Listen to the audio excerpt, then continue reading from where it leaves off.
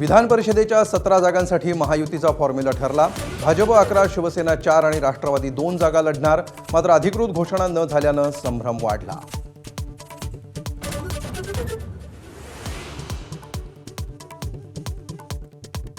शिवसेनेचा आग्रह असलेली रायगडची जागा अखेर राष्ट्रवादीकडे। अनिकेत तटकरेंचा अर्ज भरायला शिवसेना आमदारही जाणार। शिंदेंकडून नेत्यांना युतीधर्म पाळण्याच्या सूचना, पण भरलेले फॉर्म 4 तारखेपर्यंत मागे न घेण्याचेही निर्देश।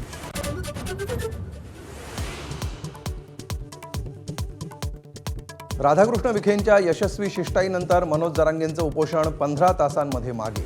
तब्येत बिघडल्यामुळे जरांगे रुग्णालयात दाखल, तर ओबीसींच्या हक्कासाठी रस्त्यावर उतरणार। विजय वडेट्टीवार, गोपीचंद पडळकरांचा निर्धार।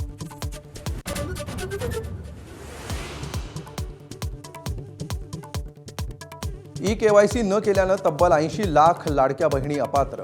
निवडणुका संपताच लाडक्या बहिणींचा विसर पडल्याची सुषमा अंधारे आणि रोहिणी खडसेंची टीका, तर योजना सुरूच राहणार असल्याची एकनाथ शिंदेंची ग्वाही।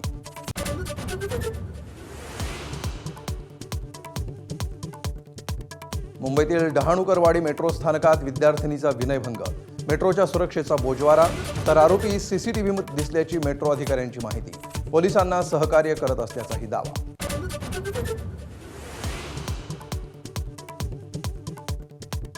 1 जूनपासून राज्यात वादळी पावसाचा अंदाज।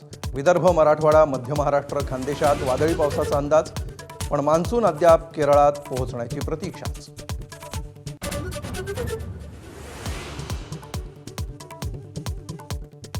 नेपाळने भारताची जमीन बळकावली, पंतप्रधान बालेन शहांची संसदेमध्ये कबुली।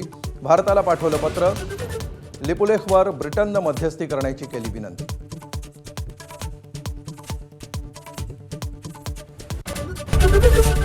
एबीपी माझा, उघडा डोळे बघा नीट।